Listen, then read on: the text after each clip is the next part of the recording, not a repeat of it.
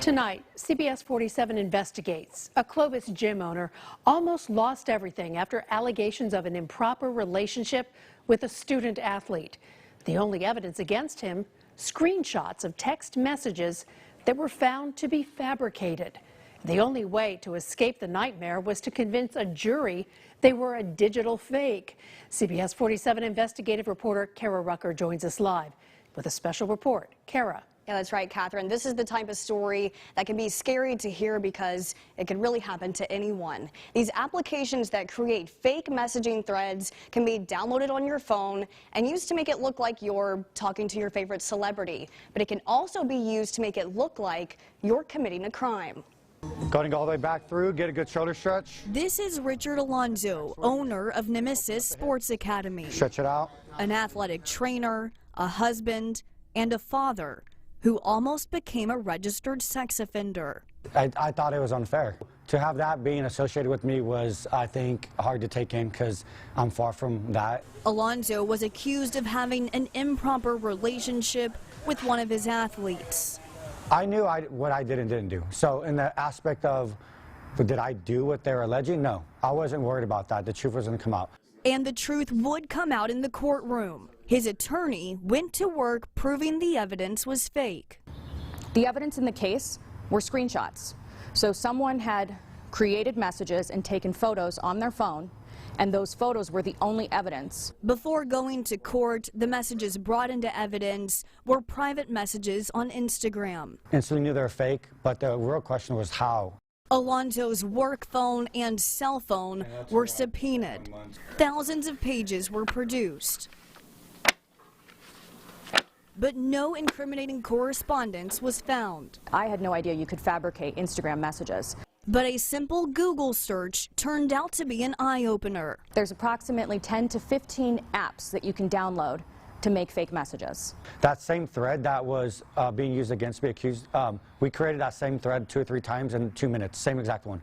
Vecchiarelli says these apps almost ruined a man's life. These are very problematic and dangerous. They made a motion to dismiss the case. Once we saw what the evidence was, I put my cards out on the table, said to the prosecutor, look at this, talk to your supervisor. Who do you need to speak to? This case should be dismissed. This is unjust. But by law, any communication or what looks like communication is allowed in the courtroom. The way the law is, if someone presents a screenshot that appears to be communication on technology, electronic communication, it can come into evidence.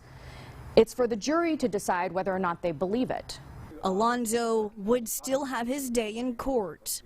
How is it that I'm having to go to a jury trial to prove screenshots weren't for me when the evidence showed they weren't for me? It just doesn't seem right. And frankly, I feel the law needs to catch up with technology. The burden of disproving the evidence now fell on the defense. Ultimately, and what I argued in court to that pretrial judge, was you're putting the burden on us to prove that these messages are fake, when the prosecution should prove that they're real. The defense was left to educate the jury on how these messages were fabricated, and it wouldn't come cheap.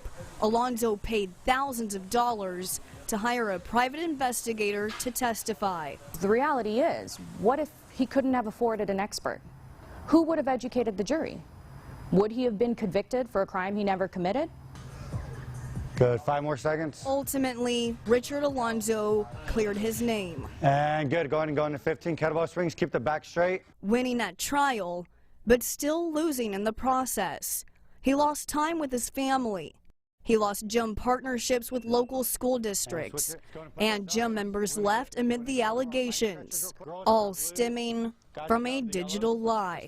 That's my position moving forward, is I want to be able to create a platform to talk about my experience and educate on what it is that is out there now, what people can do, and how that can ruin someone's life. I asked Alonzo how much money he thinks he lost through this entire process, from court costs, hiring a private investigator, to gym partnerships lost. He says at least $100,000. He is now suing for defamation. The accuser is a minor. She's not facing any charges. I'm reporting live in the studio, Kara Rucker, CBS 47 Eyewitness News.